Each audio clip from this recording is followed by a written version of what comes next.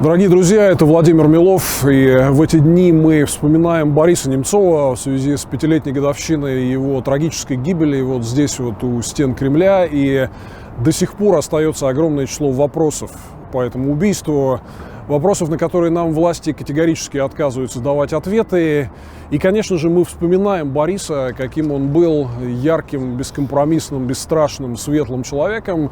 Я много с ним работал, я знал его почти 20 лет, и вот мы решили снять для вас такой фильм специально для зрителей моего YouTube-канала, где мы поговорим и о расследовании убийства Бориса, и о том, кто за этим всем может стоять, и о его личности, о том, какой он был исторической фигурой, какую роль сыграл в истории России и чем он запомнится будущим поколениям россиян. Смотрите наш фильм. Спасибо вам. Один из главных вопросов на нашей новейшей истории – это «а что было бы если?». Вот что было бы, если Немцову, как считается, удалось стать президентом, он к этому шел?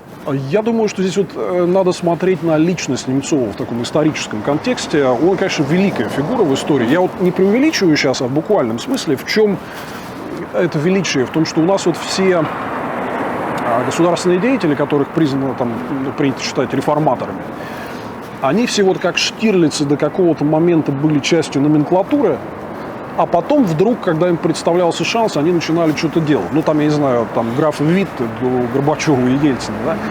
А вот Немцов, его отличие в том, что он был одним из, там, если не первым государственным деятелем, который был, как говорят, кандидат от народа, да? То есть он еще в 80-х, когда был молодой совсем, ему не было 30, он активно диссидентствовал в Нижнем, брал интервью у Сахарова и баллотировался тогда в депутаты против КПСС, да, был один из вот новоизбранных молодых российских депутатов, которые шли именно против власти, да, и он вообще всю остальную жизнь и при работе в правительстве, и в Госдуме, и потом вот в оппозиции, он, конечно, всегда сохранял вот этот коннекшн с народом.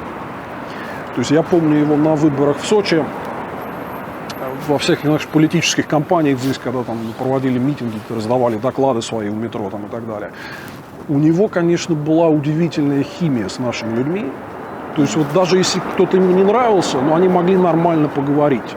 Честно говоря, вот я один раз ему задал такой вопрос, он после этого прям почернел, видимо, я прям попал в точку, да. Он слишком рано себя сжег, когда приехал в Москву в 97 году. Это было за 3 года вот, до ожидавшихся президентских выборов, и он прям стремительно растерял свой рейтинг. Сейчас При этом он был огромный, насколько я помню. Ну, как бы не такой огромный. Тогда вообще была другая, тогда была демократия, да, то есть, и вот политик с 20-30% рейтингом считался очень популярным. И вот он был один из лидеров этой воображаемой гонки. Тогда была еженедельная программа на НТВ Евгения Киселева «Итоги», да, которую вот каждое воскресенье прям вся страна смотрела, и он давал там замеры рейтингов. То есть вот у Немцова где-то в этом коридоре был рейтинг, и к нему было очень большой кредит доверия и очень позитивное отношение, потому что он считался, во-первых, успешным региональным руководителем. То есть это не какая-то вот московская номенклатурная тусовка, которая здесь там коптит воздух, а человек реальные полезные дела делал и переизбирался там довольно триумфально в Нижнем. Плюс ну, он был молодой, энергичный, представлял новое поколение, а не вот опять же старую вот эту всю тусуемую колоду. Да? И вот я ему сказал, что типа, Боря, а если бы ты подождал пару годиков и, может быть, переехал бы в правительство, но ближе к выборам 2000 года, успешно прошел бы кризис в своем регионе, да, не растерял бы здесь, в Москве, среди всей этой тусы свою популярность и так далее. Вот он прям аж почернел после этого. То есть, видимо, он много раз об этом думал. Да, такой сценарий был. Единственное, что, конечно, у меня большой текст на «Инсайдере» вышел прошлым летом на эту тему. Я считаю, что вот этот авторитарный реванш, на него был огромный запрос. То есть номенклатура и олигархи хотели установить вот такую систему, чтобы доить страну. Они же даже вот слились в 2001 году, лютые противники Лужковское отечество и там за путинское единство. Вроде вчера воевали, да, Но как только представился шанс установить такую супермонополию политическую, все забыли и тут же То есть объединились. не был прям запрос на Путина, как вы считаете? Даже такого коллективного Путина, на какой-то мафиозный стиль управления страной. Да? И Немцов представлял собой такую очень яркую альтернативу всей этой идее. Да? Я думаю, что если бы он, например, стал президентом, ему было бы тяжело. Они бы его атаковали, скорее всего, вот тоже двигали бы эту идею запроса на такого сильного лидера, да, который стал бы главарем мафии, да, боря вот со своими идеями демократии. Возможно, как мы сейчас видим там по глобальным процессам, там, по Трампу, по Брекситу и прочему, возможно, он был бы не в струе. Против этой мафии ему было бы сложно. Ну, ему и было сложно. Вот в 97-м во многом они его съели. Вот эта вся травля по телевизору. Гусинский. Вот об этом хотел сказать. Вы говорите, он пришел с большим рейтингом. А почему он так снизился? Почему резко пошло? Ну, на мой взгляд, было два фактора. Во-первых, конечно, это вот эта травля организованная. Да? То есть, вот еще раз, он пришел разворошить старую систему кулуарных сделок. То есть, Немцов, он все время это повторял, и это было правда. Я сам работал в правительстве в тот момент, примерно в одно время пришли, только я вот на самый низовой уровень, а он там первым вице-премьером, и он, например, поставил условие прекратить залоговые аукционы. И вот эту вот договорную приватизацию, когда, значит, там под ковром решили, там со скидочкой, значит, вот этот активчик мне, этот активчик тебе, он прям поставил это прямым условием своему переезду в Москву, об этом все, в общем, знали. И вот тогда был дикий конфликт из-за продажи пакетов в Связинвесте, из-за чего Березовский, Гусинский, там, Доренко, вся эта сволочь устроила ему вот эту телевизионную травлю. Да? Вот. Это сильно повлияло, потому что они вытаскивали вот любой, вот там даже не промах, ну а какую-то просто вот ситуацию, которую люди недопоняли. Типа вот он приехал на встречу с президентом Азербайджана там в белых штанах. Да? Ну, лето, ну, белые штаны, ну и что. Но просто когда вот у людей откладывается это в голове, да, когда ему долбят по гусинскому телевидению, значит, с утра до вечера какую-то мысль, ну, что у них ассоциирует? Что Немцов, белые штаны, это что-то несерьезное. Да? Плюс он сам, надо сказать, он совершал довольно много ошибок. Он делал много каких-то резких шагов. Вот известная фраза Ельцина, которую он сам цитировал: «Я устал вас защищать». Я могу вот на своем примере сказать, как это бывает на госслужбе, когда ты молодой и горячий, хочешь решить много проблем сразу, сделать много сразу реформ, да, ты начинаешь очень много разных войн по всему периметру, и наступает момент, когда ты берешь немного больше веса, чем ты можешь поднять. Да. Вот, на мой взгляд, ему надо было чуть осмотрительнее действовать. Он, конечно, был порой резок. Плюс еще такой момент. Его утопил Кириенко. То есть его ассоциируют вот с этим дефолт 98 года. Чисто экономически это было не очень страшно.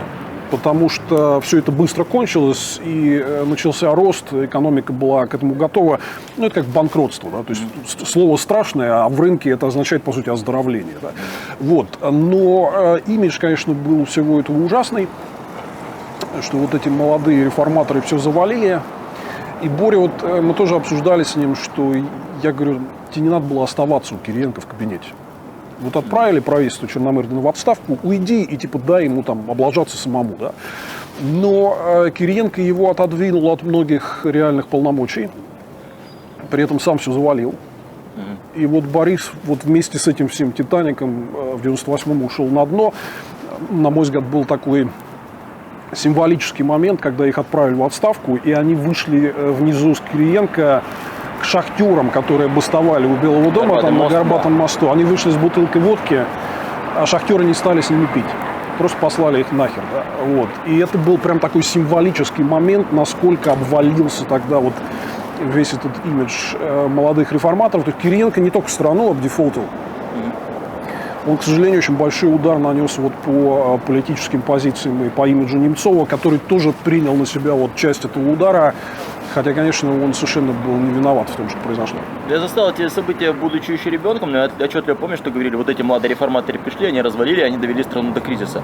А насколько это правдиво по отношению к молодой команде Немцова? Ну, в целом это было неправдиво, но надо сказать еще раз, что здесь я все-таки сторонник в каком-то смысле такой концепции роли личности в истории, да, что конечно, фигура Кириенко была крайне неудачной. То есть это вот какой-то феноменальный человек, он разваливает все, к чему прикасается. Да? И шанс выправить эту ситуацию был. Вот Немцов сам рассказывал часто эту историю, как приехал, еще когда Кириенко был премьером, приехал в Москву Ларри Саммерс. Он был замминистра финансов США, потом он был министром, и вот там на долларах можно найти его подпись. Ну, известнейший экономист в мире. И Кириенко его не принимал. Потому что, типа, это не мой уровень, какой-то замминистра, да, а он, с ним можно было договориться, например, вот, я всегда считал правильным как-то все-таки отодвинуть этот МВФ, который реально был очень там вреден, и просто напрямую договориться о какой-то финансовой поддержке со стороны крупнейших демократических стран, да. Кириенко вообще ничего этого не делал. Он торчал все время на Старой площади и рассказывал, как все хорошо, прекрасно маркиза. Я прямо очень хорошо знаю. Старая площадь – это администрация президента, чтобы было понятно. Да. Вот. И в этом смысле, конечно, то есть и Боря, ну, надо сказать, что он нес ответственность и за фигуру Кириенко, как он появился в Москве. Боря же его привез из Нижнего. Но он, правда, привез его на должность замминистра энергетики, да, и никак не ожидал, что его вот ельцинская семья вытащит в премьеры. К этой роли был Кириенко абсолютно не готов. Вот. Но Немцов, тем не менее, вот он не дистанцировался. Он остался в этом кириенковском правительстве. Надо сказать, что они по многим своим шараханиям, ну, выглядели часто полными идиотами. Вот этот кириенковский кабинет. Да? То есть это все могло бы пойти по-другому. Поэтому здесь вот нельзя так говорить, что типа молодые реформаторы ни при чем.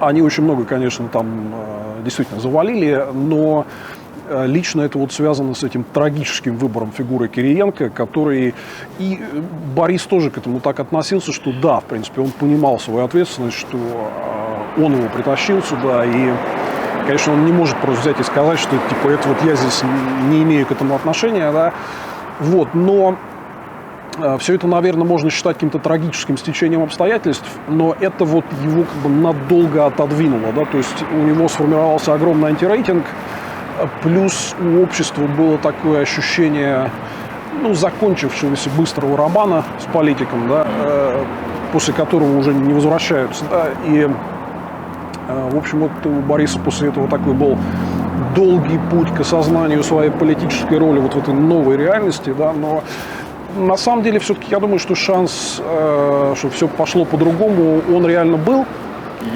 И вот там много раз Немцов сам говорил, что его уговорила ельцинская семья, Татьяна Дьяченко, что вот прямо сейчас переезжай, да. Надо было, на мой взгляд, надо было все-таки выстоять, отодвинуть это дело, понимая, какие времена идут, да. Переждать это все и действительно помочь Нижней провести через кризис без каких-то потерь.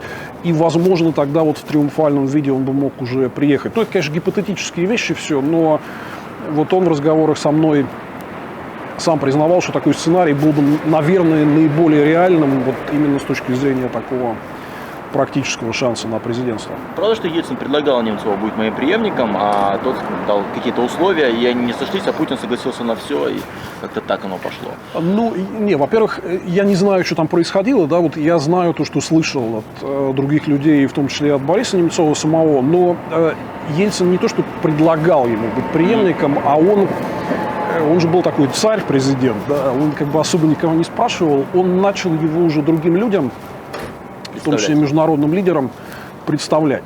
Как вот, имейте в виду, там, вот это я готовлю себе там замену. Да? Вот. А что касается Путина, там была уже просто патовая ситуация.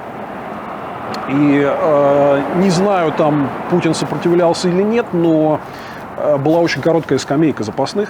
Вот как там, понятно, что Ельцин не сам писал эту книжку, да, «Полночные дневники», или как она там называется, но там есть очень четкий момент, который, на мой взгляд, психологически описывает, что произошло. В мае 99-го ему Госдума пыталась вынести импичмент Ельцину. Им не хватило тогда немножко голосов, но для Ельцина психологически это был такой очень тяжелый момент. И он пишет, Юмашев пишет, но думаю, что это отражало вот, ситуацию так, как она есть. Что я тогда посмотрел, а кто вот был рядом, кто был верен мне до конца, несмотря ни на какие попытки там меня отрешить. И, в общем, там он говорит, это был Путин и, наверное, больше никто. Я думаю, что кандидатура Путина созрела вот в этот момент импичмента, когда было видно, что все остальные, в принципе, от Ельцина разбежались, а Путин был настолько нафиг никому не нужен, что бежать было некуда. Вот. И он исполнял вот эту ситуацию до конца, причем с всякими такими паскудными штуками, типа вот этой пленки с прокурором Скуратовым, типа последующие истории с войной в Чечне и там взрывами домов.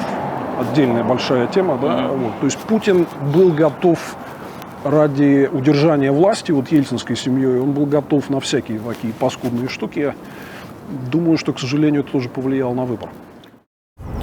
Когда мы обсуждали, где будем снимать, вы настаивали на этой локации Устинский сквер, потому что что? Потому что историческое место, вот здесь, в этой высотке знаменитой на Котельнической набережной, это, кстати, та самая, где Шувалов скупил там пару этажей, но это было потом, а вот где-то тогда в 8-10 годах мы с Борисом здесь снимали квартиру под офис.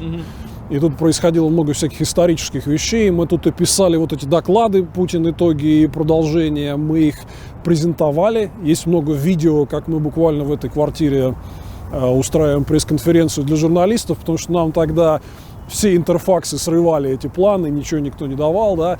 И здесь, например, принималось вот это историческое решение выдвинуться Борису кандидатом в мэры Сочи.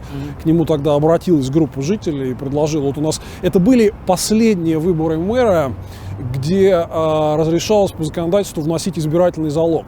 Не надо было собирать никаких подписей, там все. Просто взял денег, и там есть правило такое, что если ты не набрал какой-то минимальный процент, они сгорают и идут в бюджет, а если набрал, значит, его возвращают тебе, да.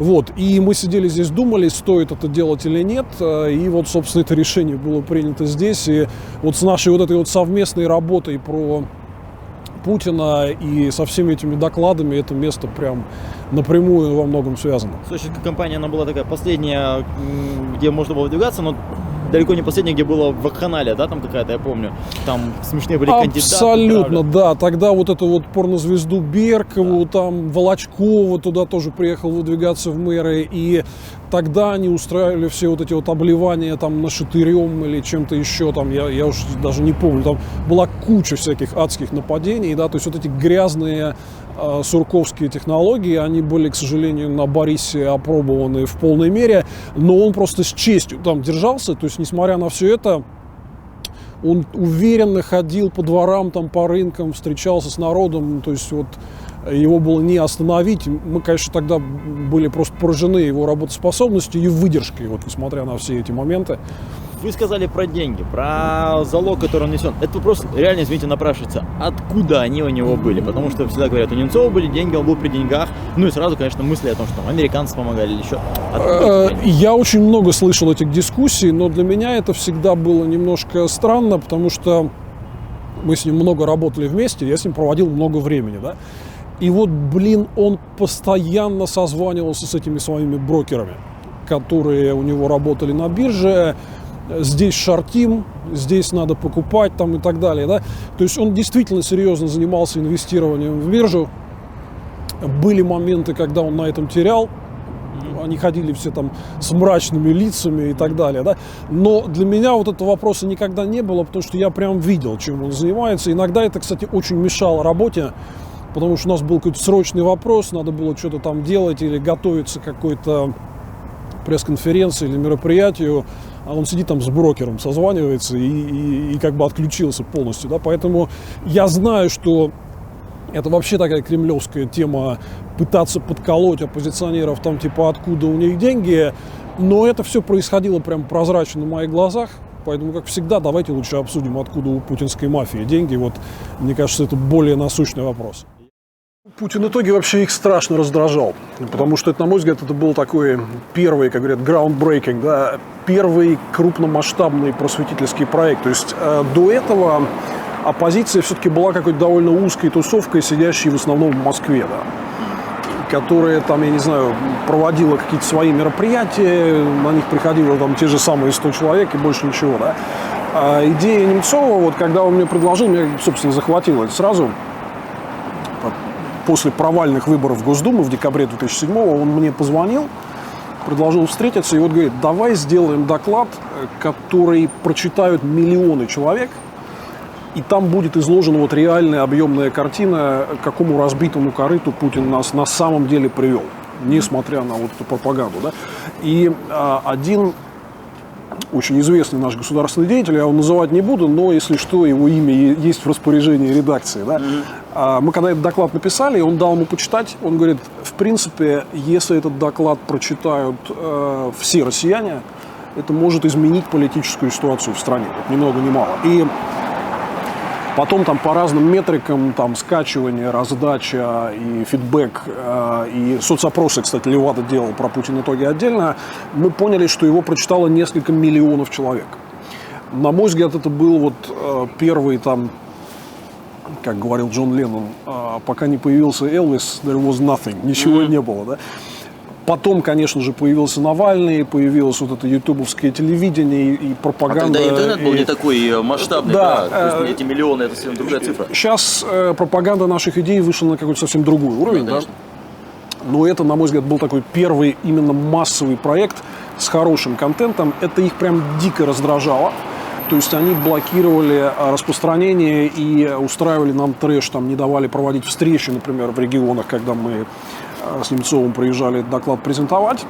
Работа над Путин-итоги, она была такая, нетипичная, насколько я знаю. Как она вообще проходила у вас совместно? Совсем нетипичная, то есть это было довольно тяжело, честно говоря, потому что у нас с Немцовым было такое общее стратегическое видение, что мы хотим от будущего России, да. Но вот все, что касается тактики, там, от того, как строить партии, до того, как писать тексты, это было сильно разное. Мы даже шутили, у него же день рождения в один день с Джоном Ленноном. 9 октября. А у меня в один день с Маккартни, 18 июня. Вот такая легкая намек на то, значит, как творческие люди могут сраться между собой. У них там срачей было много. У нас были довольно несовместимые стили. То есть он мне всегда говорил, Милов, ты пишешь академично занудно, простому народу будет непонятно. Я говорю, Боря, а ты примитивно, дебильно пишешь, и серьезные люди не будут это читать. Да? И, собственно, вот наша работа сводилась к тому, что мы таким методом вот синтеза, фьюжена сводили это вот все вместе. И, кстати, вот, если хотите, перечитайте, в начальных образцах прям видно, да, что вот там некоторые главы писали разные люди, это не очень совпадает, да. Лучше всего это, наверное, проявилось в Путин итоге 10 лет.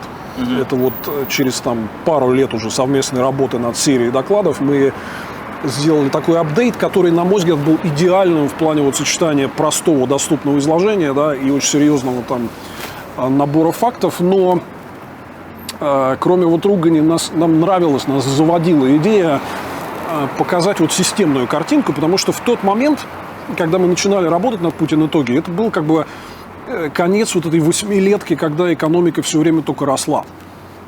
Средний рост реальных располагаемых доходов был больше 12% в год. Это уже за минусом инфляции там и всего, да. Это огромный рост доходов. Сейчас рейтинги, да, все уже давно это забыли, да. Рейтинги у них, конечно, были тогда заоблачные на самом деле, да. То есть люди были благодарны за вот этот экономический рост. И мы-то хотели показать другую картинку, что за всем этим скрывается деградирующая инфраструктура. Вот сейчас там стало общим местом там плохая медицина и проблемы в образовании, а мы начали вот об этом говорить, да, что за гламуром как бы внешнего роста скрывается полная неспособность и отсутствие интереса у правящей группировки вообще делать что-то для людей и развивать инфраструктуру. Да. Коррупция, адски коррумпированные мафиозные силовые структуры, которые, в общем, только обслуживают мафию и ничего не делают для нашей безопасности, да. Вот, честно говоря, по-моему, до нас никто такой системной картинки, что вот если поскребсти фасад путинского гламура, да, и вроде какого-то экономического роста, то там все, вот эти в буквальном смысле говорить, еще хуже, чем в 90-е. Да. Вот этот контраст мы хотели показать. Нас эта идея очень заводила, что мы напишем книжку, где это будет объемно видно, да. Ну и просто по атаке всех этих кремлевских троллей, ботов и деятелей, которые сидели на зарплате там у Путина, да, ну, было видно, насколько такой подход их сильно раздражал. Что про вас тогда писали? Вас пытались кем выставить? Иностранными агентами какими-то или кем? Ну, там было несколько линий атаки. Да, конечно. То есть вот эта тема, что мы там американские шпионы, она была всегда, но Больше всего они пытались что делать. Это, кстати, вот мы с Немцовым проводили такую подробную работу над ошибками. Они пытались дискредитировать наш профессионализм. Типа вот они ерунду пишут, да. И для этого такой очень эффективный прием. Взять какой-то момент, такой условно спорный, да. Мы сослались на какую-то публикацию, которая потом, значит, вот там типа выяснилось, что она не очень проверенная, не основанная там на источниках. Это была там одна из нескольких сотен ссылок. И это не про суть разговора, а так вот упомянуто вскользь. Да? То есть мы не строили на этом выводы мы строили на такой очень серьезной официальной статистике. Но они вытаскивают вот этот момент, начинают его везде раскручивать, типа ха-ха-ха, как вот вы можете читать доклады людей, которые вот допустили там условно такой косяк, хотя это не косяк, это не играет никакой там роли, но вот тему дискредитации они освоили хорошо. Да? Но, честно говоря, эта тема у них зашла в тупик. Потому что докладов потом было много. Каждый из них там отвечал на какие-то предыдущие вопросы, разворачивал тему, давал новую статистику. Да? То есть и аудитория, очевидно, расширялась. То есть людям такой формат понравился, зашел. Поэтому, в общем, я хочу сказать, что у них с попыткой этот доклад дискредитировать ничего там толком не получилось. У Немцова было интересное еще отношение к критикам. Ну, вот вы говорите, он выходил к шахтерам. А я помню как-то раз, когда был прием у американского посла, и тролли какие-то поджидали людей, Немцов был единственный человек, который остановился и дал ответ. Мы были там-то, и разговаривали о том-то и о том-то. Он спокойно поговорил, хотя его атаковали. Вас не раздражало то, что Немцов там никогда не отгораживался, вот шел и спокойно общался с людьми? А вот это как раз одна из штук, которые я всегда сам так делал. И, конечно, у него здесь было чему поучиться. То есть у меня тоже есть пара видео, где я там у резиденции американского посла разговариваю с НТВшниками и прямо объясняю, что ваш Путин китайский шпион. Он хочет сделать Россию колонией Китая. А мы вот сейчас пытаемся это как-то спасти, да? Вот. И мы с ним тоже это много обсуждали. Но это вот явная линия атаки внешнеполитическая, что вы там все продались Западу, да? Мы специально говорили с ним о том, что нам надо вырабатывать там, контрлинию противодействия и переводить все в другую плоскость, что настоящие иностранные агенты сидят в Кремле, что они, по сути дела, отрывают Россию от естественного союзника развитых стран и подкладывают под Китай. И это очень опасно. И сейчас это уже, в принципе, становится общим местом. Все больше россиян об этом говорят. Ну вот...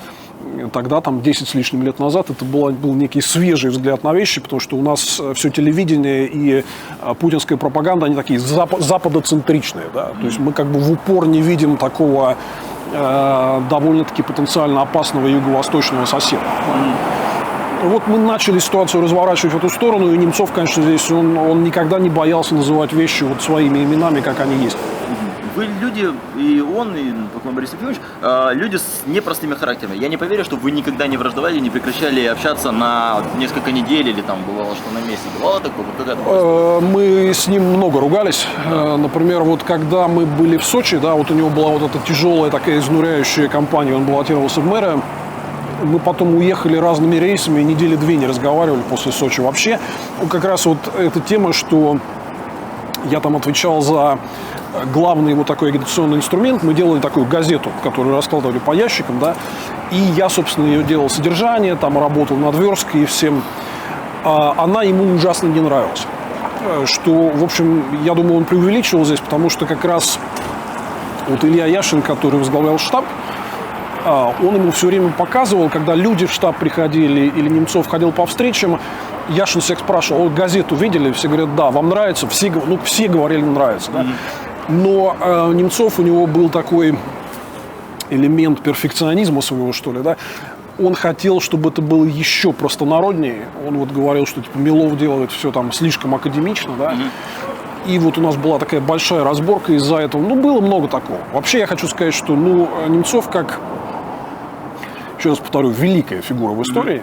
У каждого великого человека есть свои там особенности. И, вот когда он очень харизматичный, он был очень мужественный, когда мы все видели его там вот на оппозиционных акциях и в спецприемнике, да. Но когда вот вы с ним вырабатываете какую-то повестку, и у вас разные взгляды, ой, блин, ты можешь попасть здесь прям под каток, да, то есть вот я ему говорю: Борь, я примерно понимаю, что у тебя было с Ельциным, да. Вот в такой ситуации Борис Николаевич, значит, когда ему кто-то что-то говорил там прям как он не хочет, да, ему это тоже сильно не нравилось, да.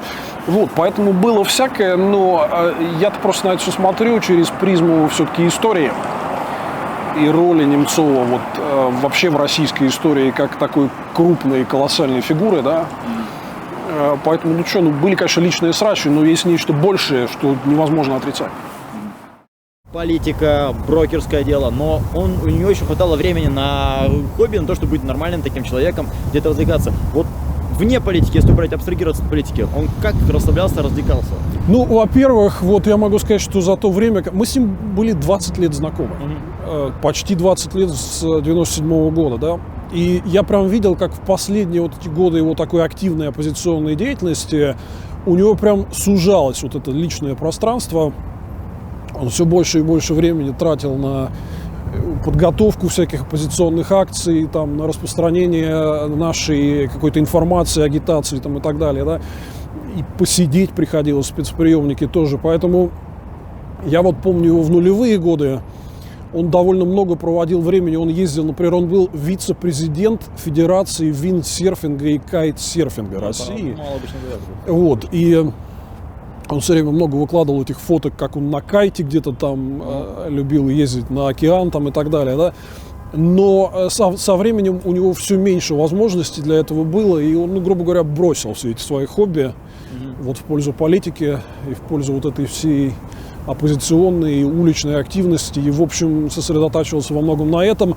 Кстати, когда он избрался депутатом в Ярославскую Думу, он тоже очень много времени вот этому посвящал. И это, конечно, сузило его пространство для хобби, для личной жизни невероятно.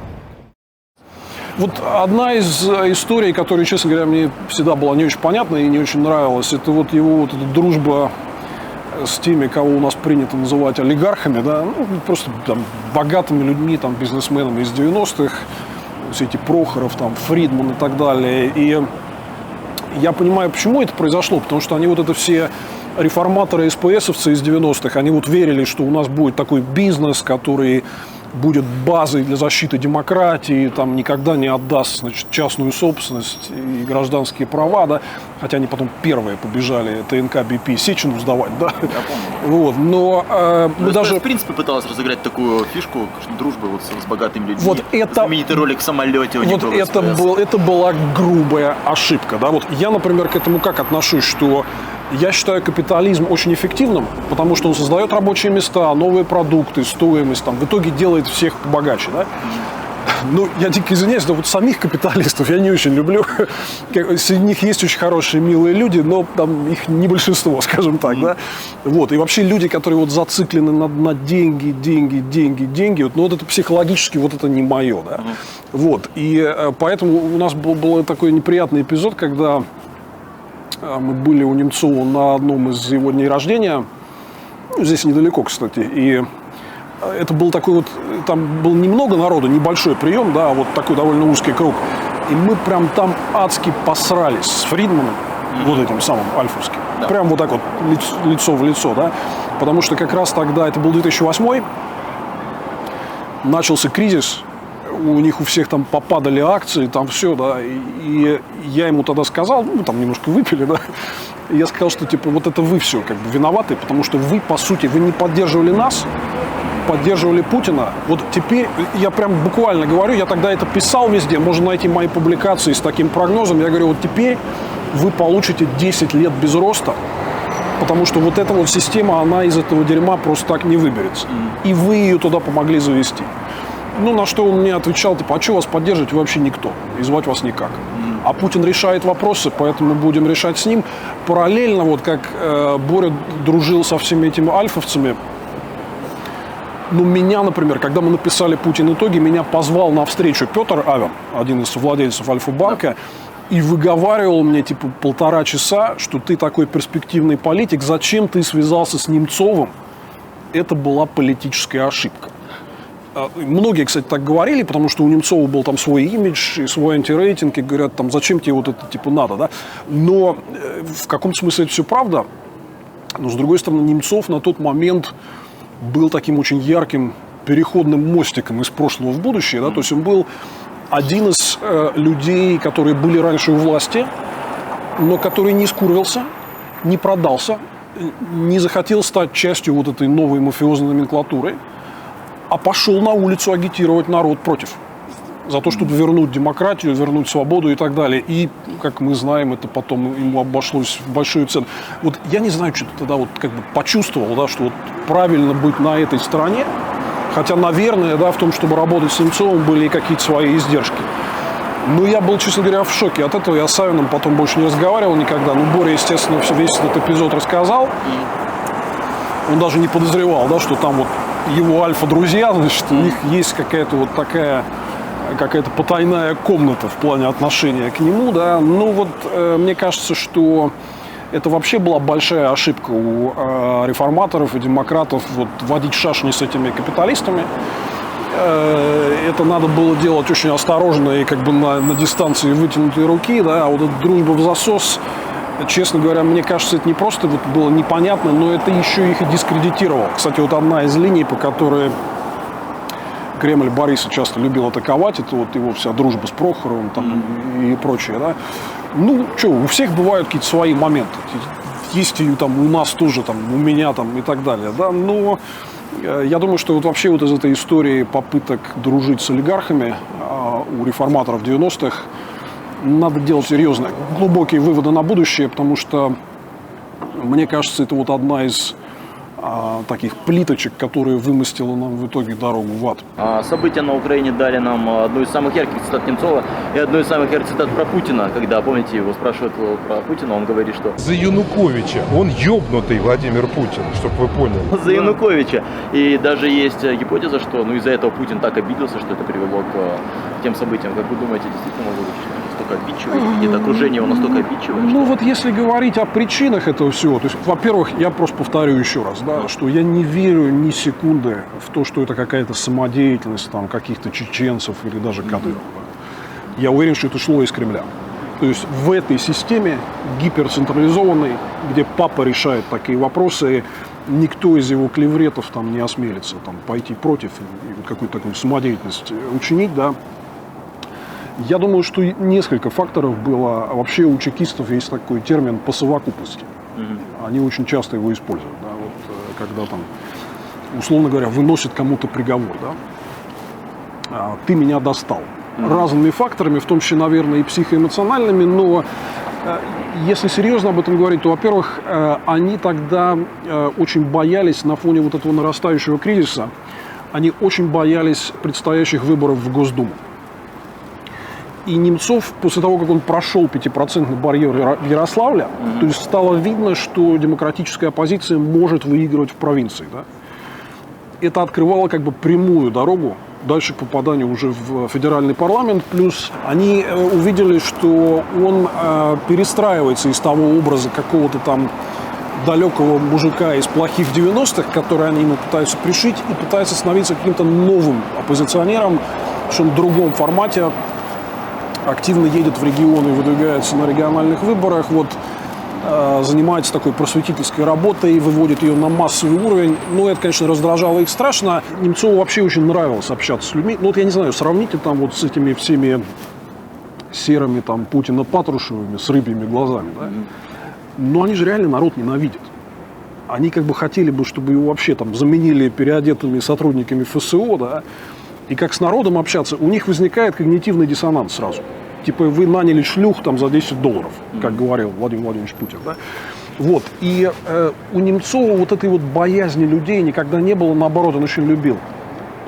Очень любил с людьми общаться. И из-за этого вот как раз я считал всегда, что у него не было бы никаких других вариантов, кроме как быть по-настоящему демократическим лидером, потому что он всегда с уважением к народу относился. И сам изначально представлял его, несколько раз проходил через выборы самого разного уровня, там, в том числе сложные всякие, да, которые он не выигрывал и так далее. Да.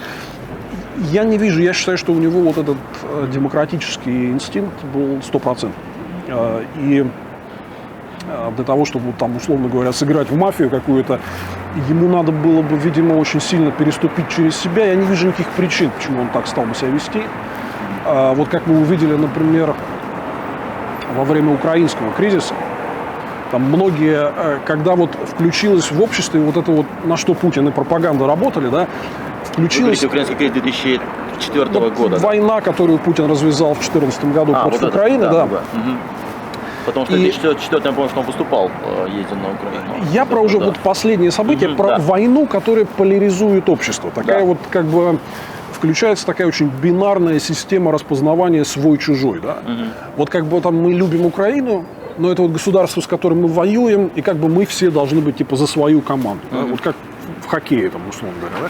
Вот Немцов, например, было видно в этой ситуации, что когда был такой резкий рост поддержки Путина, вот эта адская имперская милитаристская мобилизация там везде, в обществе, там, по телевидению и так далее, да?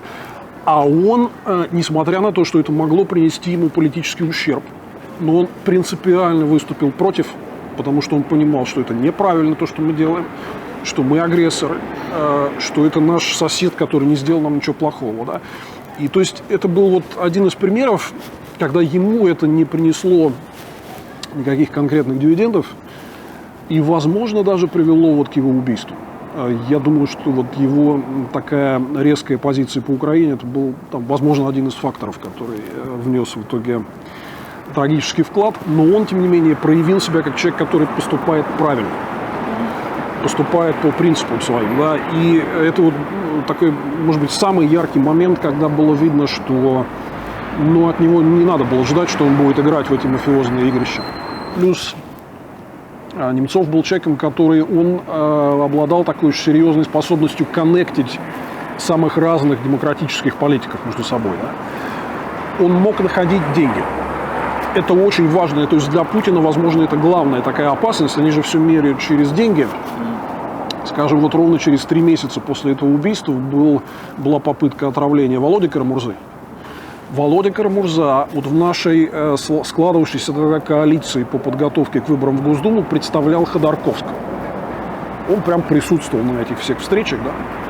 И вот там между одной и другой встречами вот мы узнаем, что его пытались отравить, да. То есть Ходорковский, деньги, выборы. Я уверен, что они прежде всего вот таким образом хотели и нанести удар по возможному там проекту попадания демократов и оппозиции снова в парламент, и напугать нас всех. То есть, так как это еще показательно было сделано, то есть его можно где-то было там, я не знаю, они могли по-тихому его где-то убрать там и так далее. Но это было показательно сделано, чтобы нам всем продемонстрировать, типа, ребят, вот видите, как мы с вами будем расправляться, вас ничего не спасет, типа, уезжайте отсюда. Да. Ну, было страшно после этого убийства. Что, блин, если они не побоялись по Боре стрельнуть, то могут и меня задеть. Слушай, ну ты знаешь, вот по поводу страшно. Это все, мы, кстати, с Немцовым это обсуждали много раз. И он открыто говорил, и не только мне, со многими это обсуждал, что его могут убить. Он даже интервью давал по этой теме. И вот как каждый раз, когда всплывал вопрос про страшно, то следует за этим дальше другой вопрос. Окей, допустим, страшно, а готовы ли вы прекратить то, чем вы занимаетесь, потому что вам физически вот лично страшно.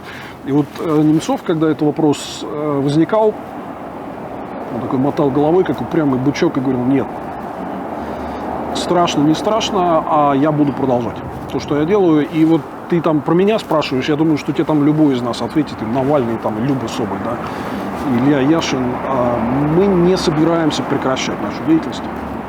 Там вопрос про страшно оставим для мемуаров. А пока вот так.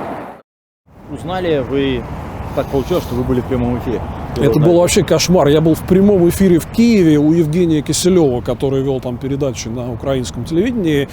И мы обсуждали, в общем, украинскую тематику. И вдруг Киселев под конец эфира заходит и говорит: вот есть такое известие, что в Москве застрелен Немцов.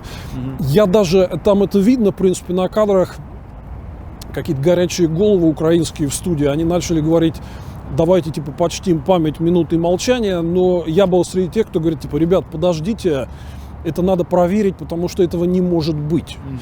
И мы потом с Евгением Киселевым еще долго вот говорили после этого эфира.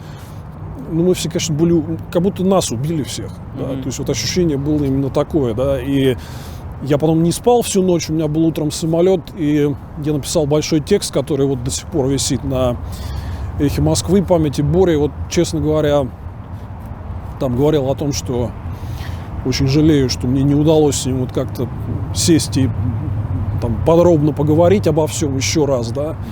Я бы очень много отдал за то, чтобы это все-таки могло произойти. Ну вот эти гады отняли у нас Бориса. Владимир, ну когда случаются такие резонансные убийства, много версий, всегда домыслов, слухов. Что касается убийств Немцова, было даже больше, чем обычно. У вас наверняка тоже были какие-то мысли на эту тему. Кто, почему, из-за чего? Ну, конечно, не просто мысли, потому что меня сразу вот поразил вопрос. Дело в том, что это одно из самых сложных мест в Москве с точки зрения и постоянного присутствия здесь силовых структур, причем федеральных, не только обычные, там даже полиции, да, и с точки зрения логистики, вот посмотрите, да, вот, например, вот все здесь огорожено бетонными блоками, шлагбаумами, здесь буквально пара полос, где нельзя стоять, очень сложный выезд, например, из-под моста, там один светофор, чтобы туда подъехать, там недалеко другой, тоже нигде нет парковочных мест, я просто это очень хорошо знаю. Я здесь работал недалеко. Я 6 лет работал вот на Китайгородском проезде, дом 7, и ездил сюда на совещание в администрацию президента, вот Минфин на Ильинку.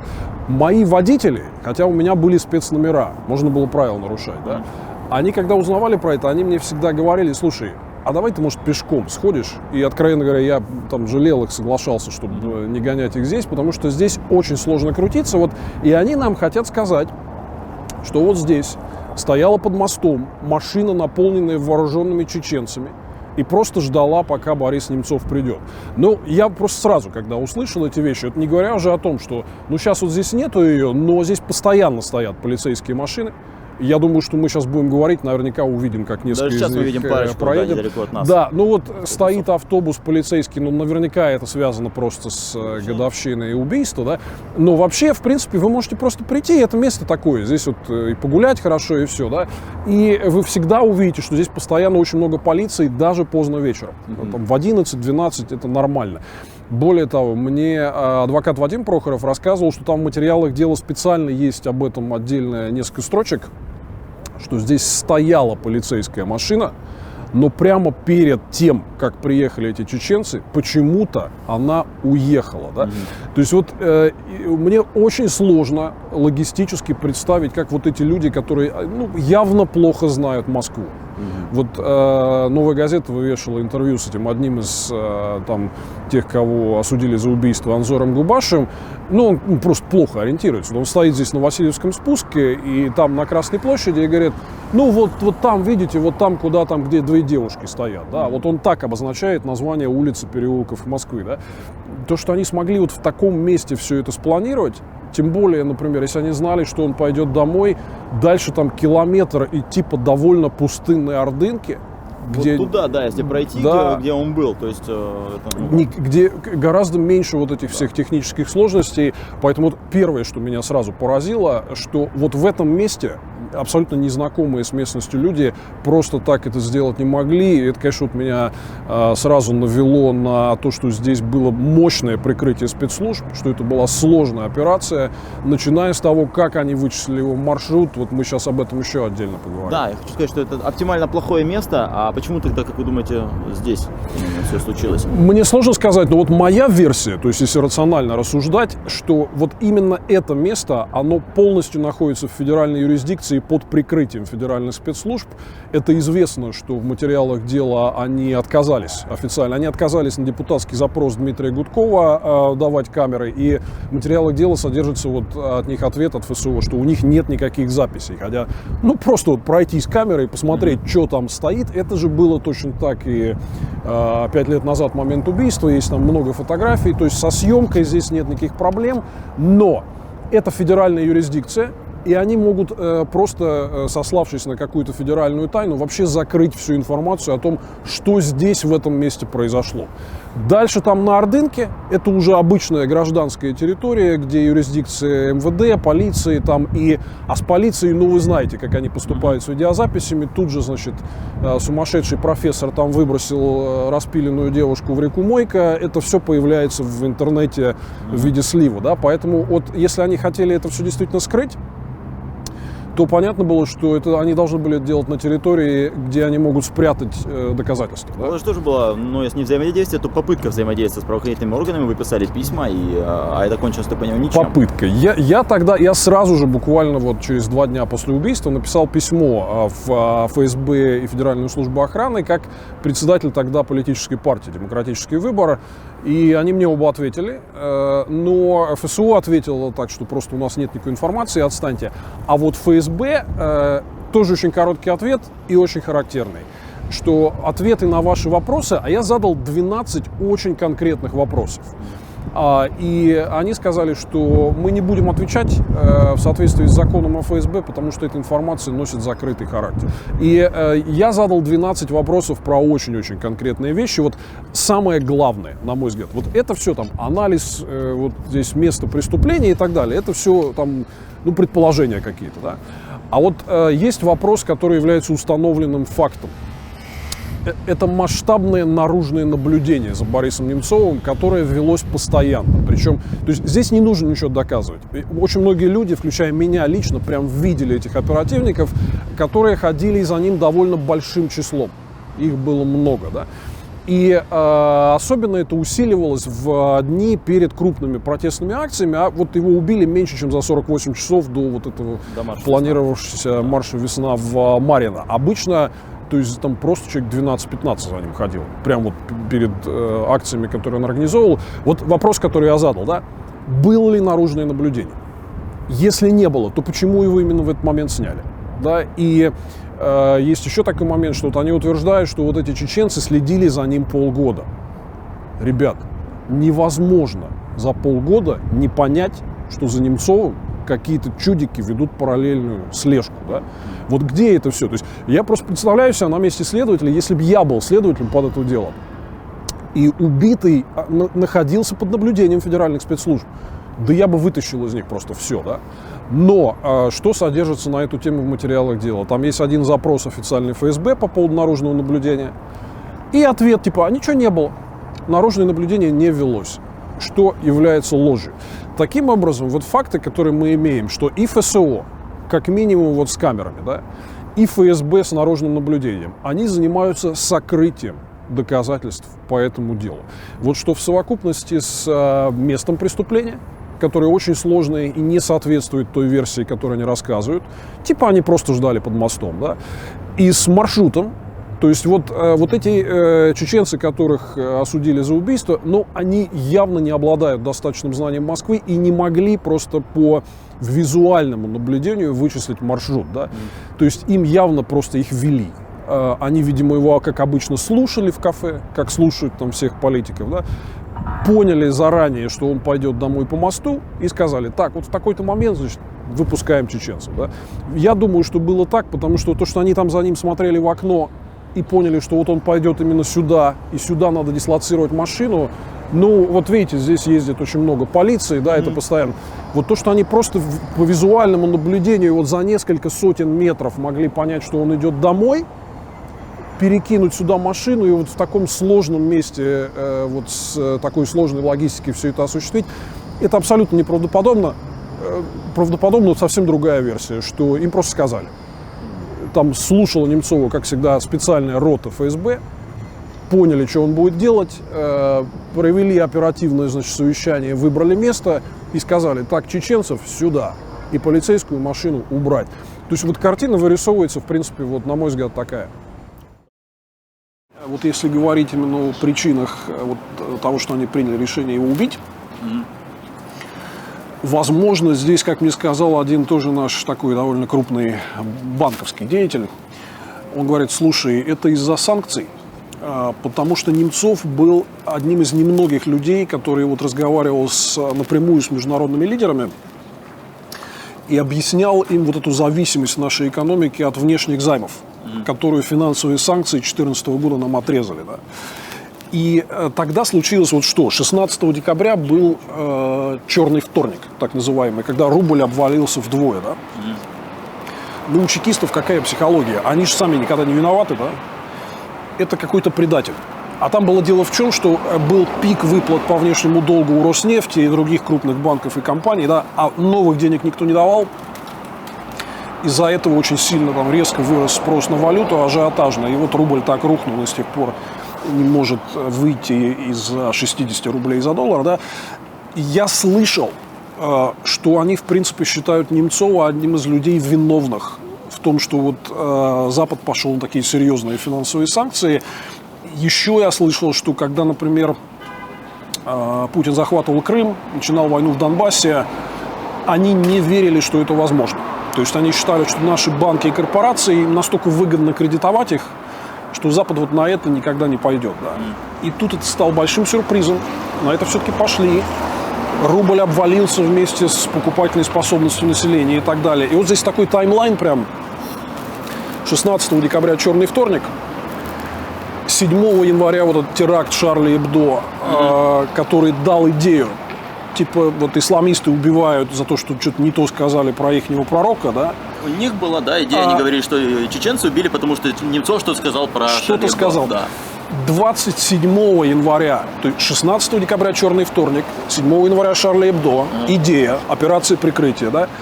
27 января этот чувак Дадаев берет отпуск. Ну и через месяц вот все это случается, да? Еще раз, здесь, то есть вот, на мой взгляд, настолько впечатляющий таймлайн, у них паника после черного вторника, они никогда не бывают виноваты, виноват какой-то предатель, а тут еще выборы Госдумы на носу, то есть как бы все сошлось. Вот через 3 недели после убийства Путин выступал на ежегодной коллегии ФСБ в марте 2015 года. И это выступление есть, вы можете прям найти, да? Он сказал, ваша ключевая задача – это предотвратить попадание всяких экстремистских элементов в Государственную Думу. То есть, как бы он прямо приоткрыл, вот, что у них сейчас на уме. Это было 1,5 года до выборов в Госдуму, да? Дальше, значит, через 3 месяца, как я уже сказал, вот была попытка отравления Володи Карамурзы. К сожалению, вот не последняя, да, как мы выяснили. И собственно, на мой взгляд, это все настолько вот сходится, да, что там очевидная вот эта совокупность факторов, но, как ты правильно сказал, что Путин в итоге, наверное, был таким поворотным моментом, с которого Немцов начал их прям сильно раздражать, как уже такой оппозиционный деятель вот нового типа. Не тот старый Немцов, который был в 90-х, а какой-то другой политик, который для них представляет реальную опасность и угрозу. Владимир, и здесь мы тоже не случайно, это ГУМ, здесь находится кафе, из которого вышел Немцов в тот самый вечер, это важно для понимания того, что тогда случилось, да? Да, вот я, собственно говоря, об этих нестыковках в официальной версии, то есть они хотят нас убедить, что просто какие-то чеченцы визуально за ним следили и вот на мосту решили его убить, да? Но вот здесь, например, откуда они знали, куда он пойдет? Вот здесь несколько сотен метров отсюда метро Театральная, одна остановка до Новокузнецкой, то есть Третьяковской. Борис живет прямо рядом с метро Третьяковская. Да? Вот когда они показывали здесь вот этот следственный эксперимент с Губашевым, одним из осужденных, да, он говорит, ну вот мы за ним следили, и вот он, значит, пошел со своей девушкой вот туда и показывает на храм. Но там, если свернуть налево на улицу Варварка, еще несколько сотен метров, это метро Китай-город. Тоже одна остановка до Третьяковской. Да? Вот отсюда вопрос, откуда они так хорошо знали его маршрут, что он знали, что он пойдет через мост. Да? И там мне многие знакомые Бориса говорят, ну вот он любил гулять. Ну, ребят, это серьезная масштабная операция, как мы видим по всему там антуражу. И совершенно очевидно, что здесь какие-то другие силы участвовали, которые просто сказали, вот идите туда, стойте там, вот он будет идти через мост. Я думаю, что самая вероятная версия здесь это аудиопрослушка, что это обычная история с нами, оппозиционерами. Вы, я думаю, видели много пленок таких, как оппозиционеры сидят в кафе, и вдруг это все оказывается где-то на видео в интернете. Да? Случайно по телевизору. Да, и Немцова 100% так слушали, это даже где-то попадало куда-то там и так далее. Да? И я уверен, что вот таким образом как раз спецслужбы могли очень легко вычислить его маршрут и просто дать этим киллерам, там, соответственно, кто бы ими не был. Потому что вот так чисто визуально определить вот в этом месте, вот пойдет он туда, пойдет он сюда, почему надо держать машину под мостом, мне кажется, это все совершенно неправдоподобно. И смотрите, да, у нас есть про прослушку вы говорили про наружку. ФСБ, да, наружка, все остальное. К версиям о заказчике, то есть многие говорят, конечно, был заказчик, это Кадыров. Я так понимаю, ну, это мой вывод, но не буду говорить его вслух, это не Кадыров, а... Путин. Путин. думаете, это Путин? Я ни секунды не верил в самостоятельность Кадырова в этом вопросе. Конечно, все более очевидно, что Кадыров прямо причастен к этому убийству. Но вот то, что он так мог самостоятельно действовать, это, во-первых, непонятен его мотив. У Путина огромное число здесь было мотивов, да? А во-вторых, я сам работал чиновником и при Ельцине, и при Путине. Я очень хорошо представляю, какая в этой системе субординация. Что там по таким серьезным вопросам решение принимает главный. И ослушаться его, вот, пойти на какую-то самодеятельность, это вообще такое серьезное отступление от субординации, это Даже для наказуем. Абсолютно для Кадырова, тем более, что, ну давайте говорить откровенно, у Кадырова практически все в Москве, кроме лично Путина, это враги. ФСБ – это его враги, да, и практически все российские спецслужбы, но они к всем этим чеченским вооруженным друзьям, они относятся, очевидно, враждебно. Да? Зачем ему идти на такое обострение, давать им повод прийти и сказать, вот, Владимир Владимирович, видите, как он бузит, да, что он себе позволяет, давайте мы его уберем и поставим там условно какого-то русского генерал-губернатора. Да? То есть я уверен, что Кадырову это не надо, он и так имеет все, что нужно. Идти на вот такой риск обострения и ослабления своих позиций в Москве просто потому что непонятно. Да? Поэтому, конечно же, все нити ведут к Путину, у которого были все мотивы сделать это, который откровенно ненавидел Немцова, считал его огромной проблемой. Давайте смотреть, что дальше произошло. Через 3 недели после убийства Путин выступает на коллегии ФСБ и говорит, главная проблема – это предотвратить попадание экстремистов в Государственную Думу на выборах, которые прошли через 1,5 года. То есть это показывает, что у него было синхронное мышление вот по этим вопросам. Через 3 месяца отравили Володю Карамурзу. Да? То есть здесь очевидно, что Кадыров просто одно из звеньев в этой цепи. Главный заказчик, я совершенно не сомневаюсь, что такое указание мог отдать только Путин. И такие вот масштабные следы и торчащие уши присутствия спецслужб во всем этом деле, но они свидетельствуют о том, что там была большая координация. Такую межведомственную координацию может, конечно, обеспечить только Путин. Я уверен, что приказ этот убить Бориса отдал только Путин. Никто другой не мог это сделать. Как вы думаете, то, о чем мы сейчас догадываемся, когда-то это станет открытым и станет ли это уже официальным фактом? Я абсолютно уверен в том, что это станет официальным фактом, потому что мы знаем на примере падения таких диктатур, что вот все их подельники, они первым делом бегут сдавать своего начальника и говорят, что это мы не виноваты, мы просто выполняли приказ, чтобы самим отмазаться от ответственности. Это было всегда.